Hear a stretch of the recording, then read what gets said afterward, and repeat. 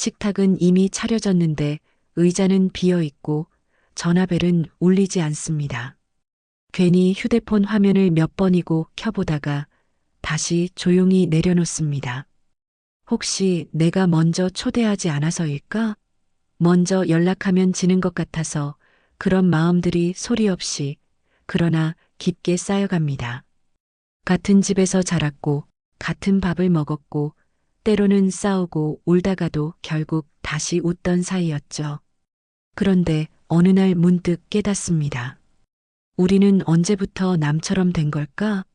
이 질문 혹시 당신만 하셨던 걸까요? 아닙니다. 정말 많은 분들이 같은 고민을 품고 살아가고 계십니다. 마음은 여전히 그 시절을 생생히 기억하는데 현실은 서로의 생일도 소소한 일상도 공유하지 못한 채 멀어진 거리를 어쩌지 못하고 있죠. 명절 아침의 조용한 식탁은 그 마음을 더 선명하게 비춥니다. 예전 같으면 한 달 전부터 누구 무엇을 준비할지 톡이 오가고 어머니의 얘들아 전화 좀 돌려봐라 한마디면 멀던 발걸음도 모였는데 이제는 그 한마디가 사라졌습니다. 큰언니, 올해는 우리 모이지 않아? 하고 묻는 대신 익십된 메시지만 화면에 남습니다. 처음엔 서툴러서 그런가 보다 했지만 해마다 반복되는 조용한 명절 앞에서 어느 순간 마음은 체념을 배우게 됩니다. 먼저 연락하는 내가 약한 사람이 되는 것 같아 입을 다물고 괜히 마음 열었다가 상처만 남을까봐 손을 거둡니다. 그렇게 오늘도 휴대폰을 한참 들여다보다가 조용히 내려놓는 일이 반복됩니다. 하지만 이 마음 결코 혼자만의 감정이 아닙니다. 부모님이 떠난 뒤 우리가 가족이라 부르던 연결에는 보이지 않는 균열이 생깁니다. 누군가는 결혼과 자녀 양육으로, 누군가는 생계와 돌봄으로, 또 누군가는 사소한 말 한마디에 켜켜이 쌓인 오해로 서로의 속도를 잃어버립니다. 예전에는 부모님이 우리 사이의 다리였다면 지금은 그 다리를 누가 놓아야 할지 서로 눈치만 보는 동안 강물은 조금씩 넓어집니다. 사소한 비교, 무심한 질문, 필요할 때만 오는 연락, 작은 파문들이 오래된 정을 서서히 침식시킵니다. 나만 애쓰나? 하는 억울함과 혹시 내가 필요 없는 사람인가? 하는 서글픔이 교차하면서 관계는 어느새 불편을 피하는 거리에 멈춰섭니다. 그렇다면 답은 어디에 있을까요? 다행히도 이 거리를 줄일 실마리는 생각보다 멀리 있지 않습니다. 먼저 지금의 우리는 예전처럼 그때로 돌아가는 것이 아니라 지금의 우리답게 다시 만나는 법을 배워야 합니다.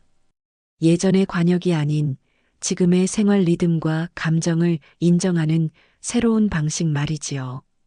이번 주말 근처에서 밥 한 끼 어때요?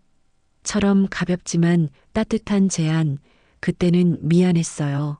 같은 솔직한 한마디, 요즘 어떻게 지내세요? 로 시작하는 현재형 안부가 낯선 침묵을 풀어줍니다. 관계는 큰 사건으로 끊어지기도 하지만 작은 행동으로도 다시 이어집니다. 우리가 필요한 것은 완벽한 화해가 아니라 오늘 가능한 한 걸음의 용기입니다. 그래서 오늘은 부모님이 떠난 뒤 형제들이 남처럼 변하는 진짜 이유 3가지를 차근차근 이야기하려 합니다. 영상 끝까지 함께 하시면 왜 우리가 멀어졌는지 마음의 지도를 다시 펼쳐보고 지금 여기에서 시도할 수 있는 아주 구체적인 연결법까지 자연스럽게 정리해 드릴게요. 특히 3위부터 1위까지 순위로 짚어 올라가며 이유마다 현실적인 한 문장 액션을 덧붙여 드릴 테니 들으시다가 바로 따라 해보셔도 좋습니다. 만약 오늘 이야기가 당신 마음 한쪽에 오래 남아있던 그 얼굴을 떠오르게 만든다면 그건 이 시간이 괜찮은 시작이 되었다는 신호일지도 모릅니다. 혹시 이 주제가 조금이라도 기대되고 오래 미뤄둔 마음의 다리를 오늘부터 다시 놓아보고 싶으시다면 지금 구독과 좋아요, 그리고 알림 설정으로 함께 해주세요. 당신의 클릭이 다음 콘텐츠를 준비하는데 큰 힘이 되고 무엇보다 당신의 관계 회복 여정을 응원하는 작은 신호가 됩니다. 자, 그럼 조용했던 명절 식탁에서 시작된 우리의 질문. 우리는 언제부터 남처럼 됐을까? 에 대한 답을 찾아가는 여정. 지금부터 천천히 시작하겠습니다. 조용한 명절날 아침입니다. 상은 차려졌고 의자는 비어 있습니다. 집안은 고요합니다.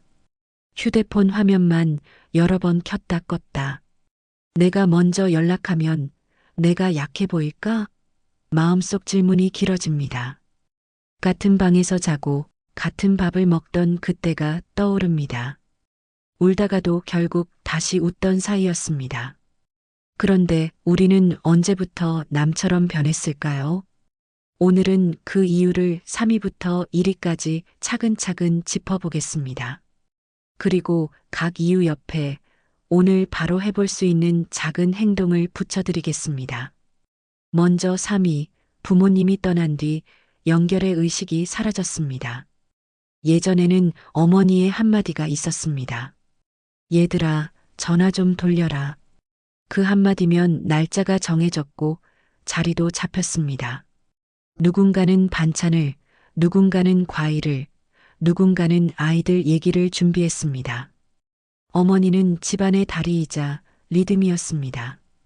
그 다리가 사라지자 우리는 만나는 방법을 잃었습니다.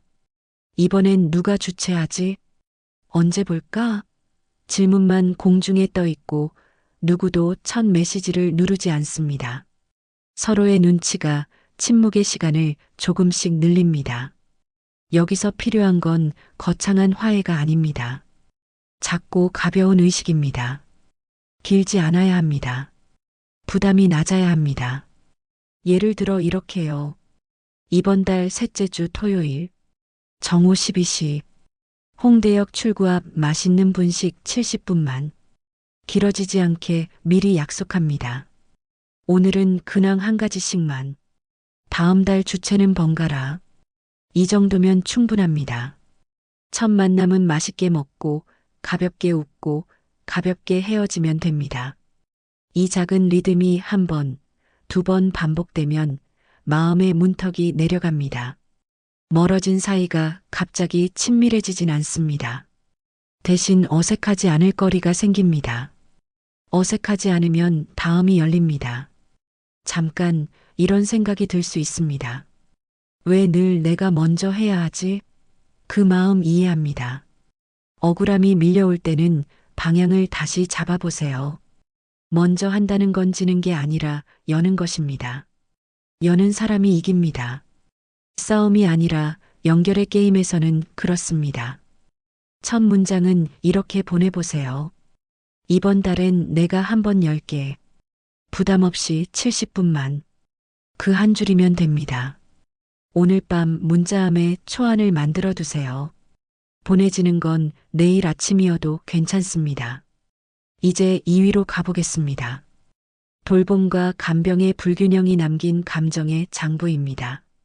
한 사람이 병원 동행을 도맡습니다. 한 사람이 약국, 행정서류, 결제 문자까지 챙깁니다. 바쁜 와중에도 시간을 떼고 마음을 쏟습니다. 그 사람의 마음엔 이런 문장이 남습니다. 왜 항상 나였을까? 고맙다는 말 한 번 듣기 어렵구나. 반대로 멀리 살거나 사정이 복잡했던 형제는 이렇게 생각합니다. 나도 마음은 있었어. 미안해서 더 연락을 못했어. 애도가 지나면 이 두 마음이 마주 서게 됩니다. 그리고 부딪힙니다. 넌 장례식에만 왔지. 그땐 다 끝난 일이잖아. 말은 짧아지고 서운함은 길어집니다. 어느 순간부터 연락 자체가 스트레스가 됩니다. 이 고리를 푸는 방법은 생각보다 단순합니다. 세 걸음이면 됩니다. 사실 인정, 감정 공감, 미래 분담. 오늘 저녁 짧은 통화나 음성 메시지로 시작해 보세요. 그때 병원과 약을 내가 거의 다 맡았지. 그 무게가 얼마나 외로웠을지 짐작돼. 고마워. 이 말이 먼저 나와야 합니다. 사과가 필요하면 사과도 덧붙입니다. 나는 내 사정만 앞세웠어. 미안해. 그리고 앞으로를 말합니다. 제사 일정과 산소 관리, 서류 정리는 내가 맡을게. 이번 달 안에 가족 캘린더랑 공유 폴더 만들자. 과거의 장부는 끝까지 따져도 깔끔히 닫히지 않습니다. 대신 미래의 역할표를 만들면 장부는 의미를 잃습니다. 고마움은 말로, 분담은 문서로, 약속은 날짜로. 세 줄이면 충분합니다. 누가 무엇을 언제까지. 3개월 뒤 20분만 다시 점검합니다. 이 리듬이 반복되면 서운함은 설명으로 바뀌고 설명은 이해로 바뀝니다. 혹시 상대가 말이 없나요? 침묵은 꼭 거절이 아닙니다. 받아들이는 시간일 수 있습니다. 조급해지지 마세요. 이럴 땐 짧은 메시지로 흔들림 없이 반복합니다. 이 얘기는 여기까지. 다음 주 화요일 오후 8시에 10분만 더 이어가자. 대화를 끊지 않는 것. 이것이 관계의 심폐소생술입니다. 이제 대망의 1위입니다. 상속과 의사결정, 그리고 오래된 가족 역할 고정입니다. 숫자는 차갑고 명확해 보이지만 그 뒤에 달라붙은 감정은 뜨겁고 복잡합니다. 분배의 액수는 때로 사랑의 크기처럼 느껴집니다. 엄마가 널 더 예뻐했지. 오래된 편의 기억이 깨어납니다. 마지는 여전히 책임을 져야 할 사람처럼 보이고 막내는 여전히 보살핌을 받는 사람으로 보입니다. 너는 원래 그런 애잖아. 과거의 꼬리표가 현재의 결정을 흔듭니다. 이때 대화는 쉽게 과거 재판으로 흘러갑니다. 승자는 없고 상처만 남습니다. 여기서 필요한 건 복잡한 기술이 아니라 대화의 순서입니다. 감정 먼저, 안건은 나중. 가능한 한 얼굴을 보고 말합니다. 화상도 좋습니다. 회의를 시작하기 전 각자 3분씩 감정 브리핑을 합니다. 고마움, 미안함, 서운함. 각 한 가지씩. 말할 때는 끊지 않고 들을 때는 끼어들지 않습니다. 그 다음 사실 브리핑을 합니다. 자산 목록, 채무 보존과 처분의 선택지. 마지막으로 양보 한 가지를 선언합니다. 나는 이 부분을 포기할 수 있어. 이것이 존중의 신호입니다. 모든 결론은 세 줄로 적습니다. 결정사항, 보류사항, 다음 일정, 단체방 설전은 피합니다. 텍스트는 뉘앙스를 지우고 오해를 키웁니다. 중요한 이야기는 목소리로 합니다. 돈의 문제 같지만 결국은 존중의 시험입니다. 존중이 있으면 합의가 늦어져도 관계는 버팁니다. 존중이 없으면 합의가 빨라도 마음은 무너집니다. 여기서 한 가지 더. 경계 설정은 이기기 위함이 아닙니다. 지속을 위한 안전장치입니다. 반복되는 금전 부탁에는 범위를 정해주세요. 이번 달은 어렵고 다음 달 10일에 여기까지 가능해. 대신 상환 날짜는 같이 정하자.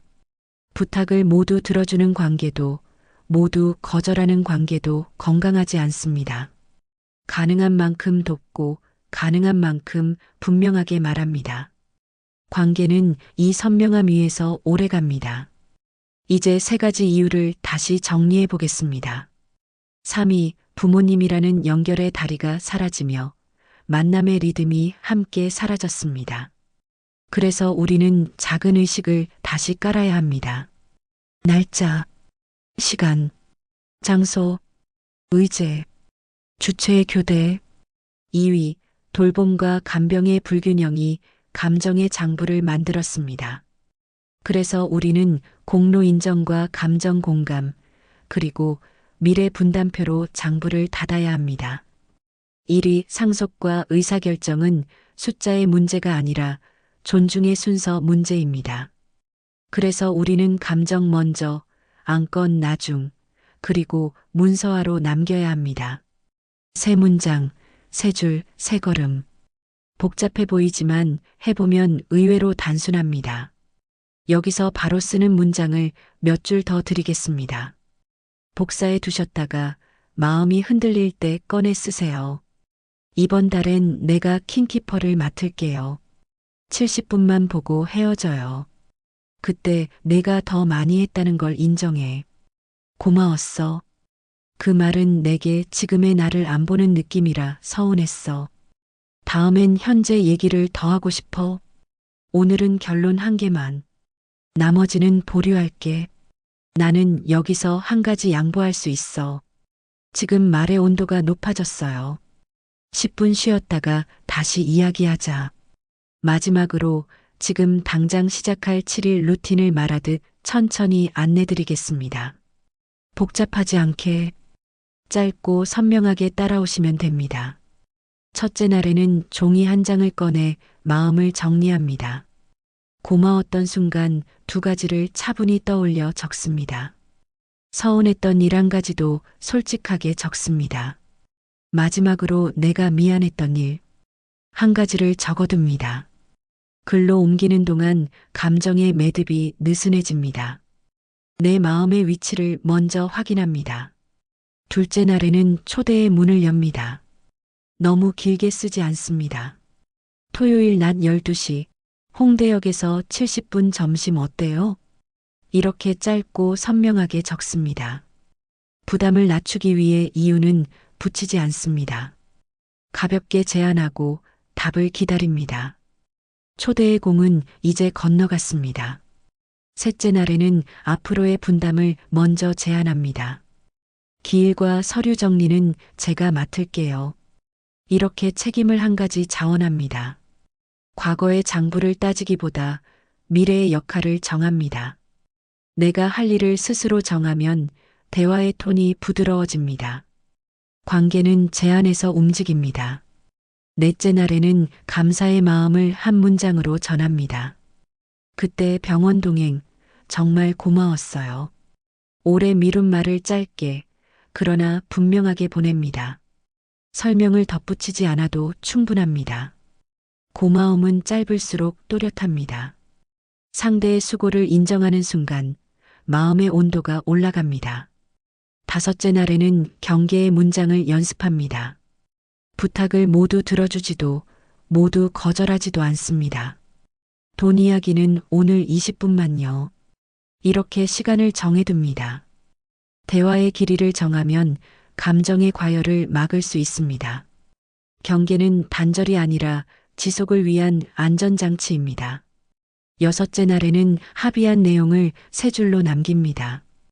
결정한 것 한 줄, 보류한 것 한 줄, 다음 일정을 한 줄. 이렇게 정리해 클라우드에 올리고 함께 공유합니다. 말로만 했던 약속이 문서가 되는 순간 책임은 가벼운 의무로 바뀝니다. 다음 걸음이 또렷해집니다. 일곱째 날에는 얼굴을 마주합니다. 커피 한 잔에 40분이면 충분합니다. 과거 재판은 잠시 닫아둡니다.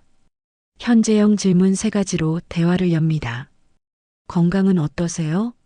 요즘 즐거움은 무엇인가요? 이번 주의 작은 계획은 무엇인가요? 지금의 서로를 바라보며 다음 만남의 실마리를 남깁니다. 조용한 명절 아침의 그 장면을 다시 떠올려 보겠습니다. 상은 차려졌고 의자는 비어 있었지요.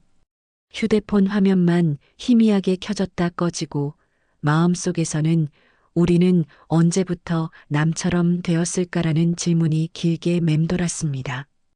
오늘 우리는 그 질문을 피해가지 않았습니다. 부모님이 떠난 뒤 끊어진 연결의 의식, 돌봄에서 비롯된 감정의 장부, 상속과 의사결정에 얽힌 존중의 시험을 차례로 살펴보았습니다. 그 속에서 우리는 깨달았습니다. 관계가 무너지는 데에는 큰 폭발이 필요하지 않다는 것을요. 아무것도 하지 않는 작은 침묵들이 아주 느리게, 그러나 확실하게 거리를 만든다는 것을요. 그리고 반대로 관계가 다시 이어지는 데에도 거창한 의식은 필요하지 않다는 것을요. 짧은 안부 한 줄, 70분 점심 약속, 그때 고마웠어요 라는 한 문장이 다리를 다시 놓는다는 것을요. 이제 시작과 끝을 연결해 보겠습니다. 그 아침의 조용한 식탁은 사실 가까스로 버티고 있는 다리의 끄트머리였습니다. 강은 넓어졌고 발은 주춤했습니다. 우리는 오늘 그 다리의 중간에 작은 발판을 여러 개 놓았습니다. 날짜를 정하고 시간을 짧게 하고 장소를 편하게 하고 주제를 단순하게 하는 발판. 돌봄의 무게를 인정하고 감정을 공감하고 미래 역할표를 적는 발판. 감정을 먼저 말하고 안건을 나중에 정하고 합의를 문서로 남기는 발판. 발판이 셋, 넷, 5개 놓이면 강은 여전히 강이지만 건널 수 있는 강이 됩니다. 인생의 어느 다리도 한 번에 완성되지 않습니다. 오늘은 첫 판자를 놓는 날이고 내일은 못을 하나 더 박는 날입니다. 다리는 그렇게 자랍니다. 저는 관계를 정원에 빗대어 말씀드리고 싶습니다. 돌보고 물을 주지 않으면 아무것도 자라지 않습니다. 그러나 반대로 매일 큰 나무를 옮겨 심을 필요도 없습니다. 작은 물뿌리개로도 충분합니다. 햇빛이 들게 커튼을 젖히고 말라가는 잎을 하나 떼어내고 흙을 살짝 고르는 일만으로도 정원은 다시 살아납니다. 가족이라는 정원도 같습니다. 먼저 연락하는 일이 지는 일이 아니라는 것, 작은 물뿌리개를 먼저 드는 사람이 정원의 주인이 된다는 것을 기억해 주십시오. 당신의 손끝에서 토양이 조금씩 부드러워지고 억눌린 뿌리가 제 방향을 찾습니다. 물은 오늘 주고 꽃은 어느 날 문득 피어납니다. 그 사이를 신뢰라고 부릅니다. 이 영상을 들으신 지금 마음속에 오래 떠올리지 못했던 얼굴이 하나쯤 있지요. 오빠, 언니, 형, 누나, 동생. 예전에는 그 이름만 불러도 웃음이 났는데 이제는 먼저 불러야 할지 망설여지는 이름일 수 있습니다. 그래도 괜찮습니다. 망설임은 실패가 아니라 준비의 다른 이름입니다. 낯선 마음을 다독이며 한 걸음만 내디뎌 보겠습니다. 이번 주말 70분 홍대역에서 밥 한 끼 어때요? 아주 짧고 아주 구체적인 제안입니다. 그 한 줄은 상대를 바꾸는 주문이 아니라 내 마음의 방향을 바꾸는 선언입니다. 방향이 바뀌면 속도는 뒤따라옵니다. 대화의 온도가 높아질 때는 잠깐 쉬었다가 같은 자리로 돌아오는 약속을 정해 보십시오. 오늘은 여기까지 하고 내일 오전 10시에 20분만 더 이야기해요. 끊지 않는 대화는 상처를 얕게 만듭니다. 얕은 상처는 더 빨리 낫습니다. 혹시 나는 늘 먼저 했는데 왜 또 나일까라는 억울함이 올라오시나요? 충분히 이해합니다. 그 마음을 무시하지 마세요. 다만 그 마음을 안고도 내가 소중히 여기는 관계의 방향을 다시 선택할 수 있습니다. 먼저 연락하는 사람은 지는 사람이 아닙니다. 연결의 게임에서 먼저 여는 사람이 이기는 사람입니다. 오늘 당신이 여는 그 문이 먼 훗날 당신에게 가장 큰 선물이 되어 돌아올지도 모릅니다. 시간이 지나면 우리가 지금 보고 있는 것은 연락의 횟수가 아니라 서로를 향해 다시 걸어간 발자국들이라는 것을 깨닫게 됩니다. 부모님이 떠난 이후 우리는 모두 조금씩 어른이 되었습니다. 누군가는 가족의 킹키퍼, 즉 연결의 다리를 놓는 사람이 되어야 합니다. 그 역할이 꼭 한 사람일 필요는 없습니다. 이번 달엔 내가, 다음 달엔 당신이 무겁지 않게 번갈아 가며 잘하려 하지 말고 계속하려 하십시오. 관계는 완벽함에 감동하지 않습니다. 대신 지속되는 작은 성의에 깊이 반응합니다. 그때 고마웠어요. 그 말이 서운했어요. 다음에는 이렇게 해볼까요? 짧고 선명한 문장들이 서로를 다시 현재형으로 불러냅니다. 과거의 꼬리표는 서서히 힘을 잃고 오늘의 얼굴이 또렷해집니다.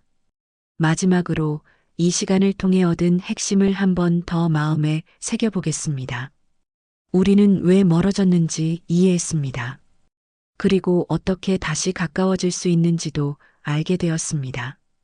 작은 의식으로 리듬을 만들고 공로를 인정하며 감정을 공감하고 미래의 역할을 나눕니다. 중요한 의사결정에서는 감정을 먼저 말하고 안건은 나중에 정하며 합의는 문서로 남깁니다. 금전의 부탁은 범위를 정해서 돕고 경계는 단절이 아니라 지속을 위한 안전장치로 둡니다. 이 모든 것은 지금부터 가능한 일입니다. 어려운 기술이 아니라 용기 있는 한 걸음의 문제입니다. 이제 당신의 차례입니다. 지금 마음에 떠오른 그 사람에게 짧은 한 줄을 보내보십시오. 보낸 다음에 스스로를 칭찬해 주십시오. 나는 오늘 다리를 놓기 시작했다. 그 다리는 언젠가 당신의 자녀와 조카들, 그리고 다음 세대가 건너갈 가족의 길이 될 것입니다. 우리가 놓는 작은 발판 하나가 누군가의 인생을 따뜻하게 연결합니다. 그 연결의 첫 주인이 바로 당신이길 진심으로 바랍니다. 이 영상이 마음에 닿았다면 다음 걸음도 함께 걸어가겠습니다. 구독과 좋아요, 그리고 알림 설정을 해주시면 누군가의 하루를 밝혀줄 것입니다. 그리고 아주 가까운 내일 조용했던 식탁에 다시 작은 웃음 한 줄이 놓이기를 응원합니다. 감사합니다.